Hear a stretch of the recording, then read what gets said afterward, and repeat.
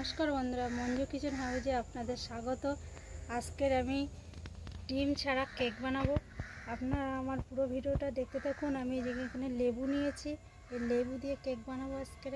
আমি এখানে একটু কলার পাতা নিয়েছি, এই কলার পাতাটা এই বাটির মাপ করে কেটে নেব। কলার পাতা এই বাটির মাপ করে কেটে নিয়েছি। আমি এবার লেবুর খোসাগুলো ছাড়িয়ে নেব। সবগুলো ছাড়াবো না, আমার পরিমাণ মতন আমি লেবুগুলো ছাড়িয়ে নেবো, আমার যতটা লাগবে। বন্ধুরা, লেবু হচ্ছে মিষ্টি হতে হবে, টক হলে কিন্তু কেকটা ভালো হবে না, মিষ্টি হলেই ভালো হবে। আমি এবার লেবুর জুস বের করে নেবো।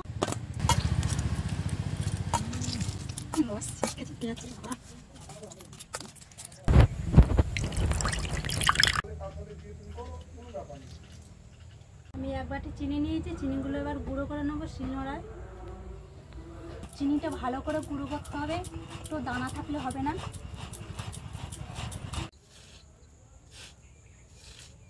চিনি গুঁড়ো করা হয়ে গেছে, এবার তুলে নেব। আমি এই চেরি ফলগুলো এবার কেটে নেব।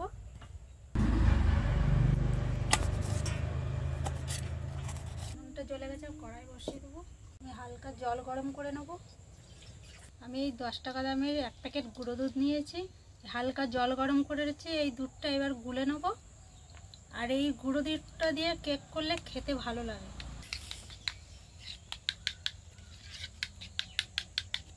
আমি এখানে দুটো বাটি নিয়েছি, আর এই যে এক বাটি সাদা তেল নিয়েছি। এরকম এই বাটি মেপে মেপে 2 বাটি তেল আমি দেব।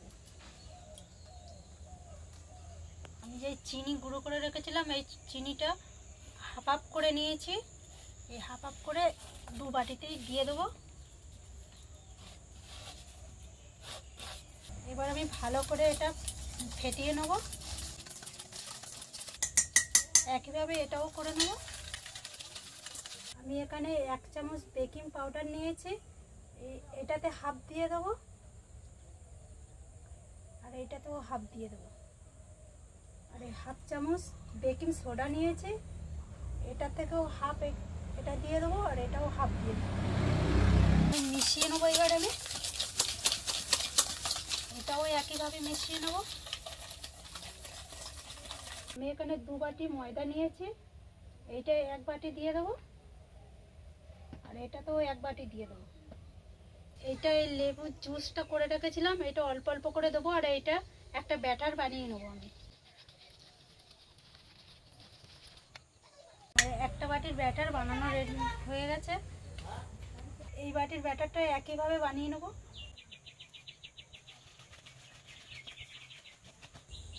এটা পুরো সাদা হয়েছে, দুধ দিয়ে বানানো হয়েছে। এটা আমি কিছুটা চেরি ফল কেটে রেখেছিলাম, এইটার মধ্যেও দিয়ে দেবো, এইটার মধ্যেও দিয়ে দেবো।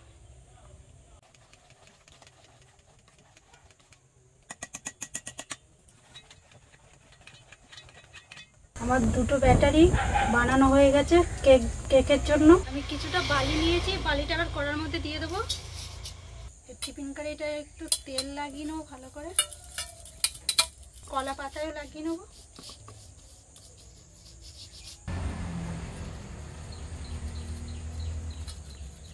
পুরো মাপের হয়েছে। আমি এবার ব্যাটারগুলো টিফিন কারির মধ্যে দিয়ে দেবো। একইভাবে আরেকটা ব্যাটার দিয়ে দেবো। ভালো করে এরকম করে ঝাঁকিয়ে নেবো আমি এটা।